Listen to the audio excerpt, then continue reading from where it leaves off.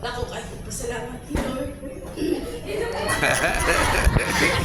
Kabalo ng ano? Pag managpasok si Ikay, nagawas ni Ikay magpa-picture daw. Ya sayo pa to, pero wapa din ako man ang graduation. Dagan kaayong doon, alas 8 pa dapat sa gabi mauli. Pero takas naman ni. Salamat ko ni Lord eh. Ngano, wala din niya di paulan. Ito ba yun niya akong request nga Lord? Anang adlawan, medyo i-attend yun ni Lord yan. Italiksik ni tao, anak ko Lord. Adto ranas kuan, magmuli, or adto ranas. Ito yung nabita ba o balin siya, anak ko. Ulan dito. O balin ko nung pusuga ulan dito. Pero dito sa balay, pasalamat ko ni Lord nga. Wala dyan nga alaw. Pagka-uma na, hapon na. Napay sobra din, napay sobra. Bukog na lang dyan. Bukog na lang. Alipot.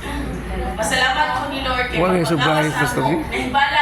Nahibalag bitaw ni Edka, ang classmate niya din sa high school sa Kamanhag. Kabalo mo unsay akong dako ay pasalamat ni Lord kay niana ko niya classmate. Hala ka, Erika naka-graduate ka Christmas. Anak ko sila. Atong classmate sa una nga bride. Wala ka ni surrender gani. Anak ko sila ba? Anak kang shock sila kay dili ba ya ingon jud nga si Erika inilad siya sa high school nila nga maayo sa math o bright siya. Basta, simple ra na siya si Erika. Hindi na pasalamat ko ato ni Lord ko ang grabiha kayo ka Lord sa imo yung ipakita sa tao kung sa kalahian sa imo ang pinili. Pasalamat ko kayo ato ni Lord. Dayon, pag uli pa dyan namon apod, dito na pod, kay ako na pong manghod, kay kanin gamay ra ba yan dyan ang among preparasyon. 30 kilos na may itong baboy nga ihaw. Litsunon na dyan as in. Nasyak ako manghod kay iya. Sawa pa sila naabot, yagaan ko nila nga ang 30 kilos, may na lang daw 5 kilos. Pag ato nila sa balay, nakita nila nga daghan ang na-display. Nga nakakaon ang tanang tao.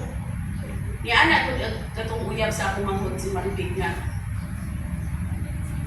Biliban ako nila sa wa man nahurot ang ilahang gamay na kaayo nga kuan, preparasyon. Yan na nakakapon matanan. Kaya yung anak ba, pablo mo sa tupag sa akong manghod, giampuan ang nila mo ko nang dili mahurot. Anak sila. So, naay patuo po na akong manghod, nga naadyo ko'y Ginoo sa akong kinabuhi. Nga naadyo Ginoo nga galantaw dun sa tanan niya. Kinabitang malungo po doon nila po sa Bible kung mubasa nga nagsiampuan sa Ginoo. Ilang nakita nila ko ba ang nanumubra nila sa una nga kung anak kagamhanan ang tinuod ng Ginoo.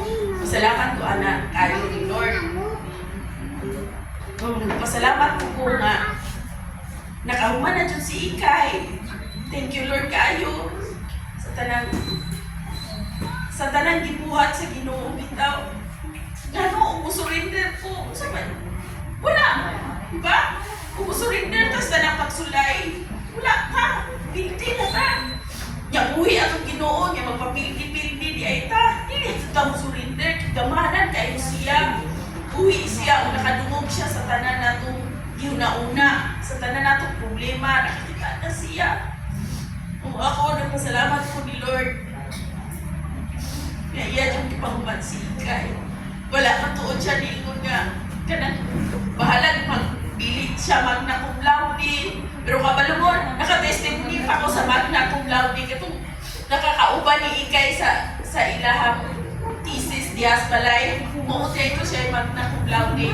Mutoy ako ng testimonyhan sa among kinabuhi.